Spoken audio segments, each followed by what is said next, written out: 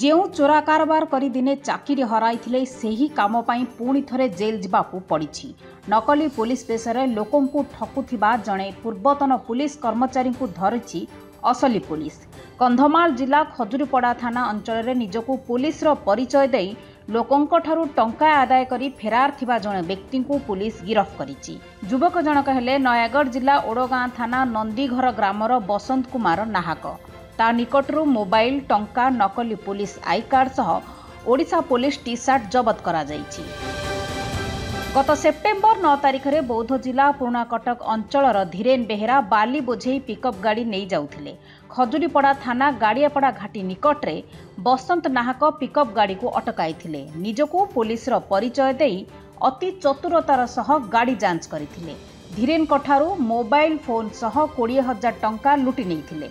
ଖଜୁରୀପଡ଼ା ଥାନାରେ ଏନେଇ ଧୀରେନ ଲିଖିତ ଅଭିଯୋଗ କରିଥିଲେ।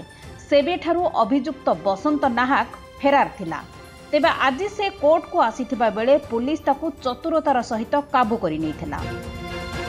ତେବେ ବସନ୍ତ ନାଁରେ ପୂର୍ବରୁ ମଧ୍ୟ ଏକାଧିକ ମାମଲା ରହିଛି। 2020ରେ ବ୍ରାହ୍ମଣୀଗାଁ ଥାନାରେ ବସନ୍ତ ପୁଲିସରେ ଚାକିରି କରୁଥିଲେ। ଫିରିଙ୍ଗିଆ ଥାନା ଅଞ୍ଚଳରୁ ଗଞ୍ଜେଇ ଚୋରା ଚାଲାଣ ଅଭିଯୋଗରେ ସେ ଗିରଫ ହୋଇ ଜେଲ୍ ଯାଇଥିଲେ। ଏହାପରେ ତାଙ୍କୁ ଚାକିରିରୁ ବହିଷ୍କୃତ କରାଯାଇଥିଲା। ମାତ୍ର ଜେଲରୁ ବାହାରିବା ପରେ ସେ ନିଜ ହରକତରୁ ବାଦ ପଡ଼ିନଥିଲା।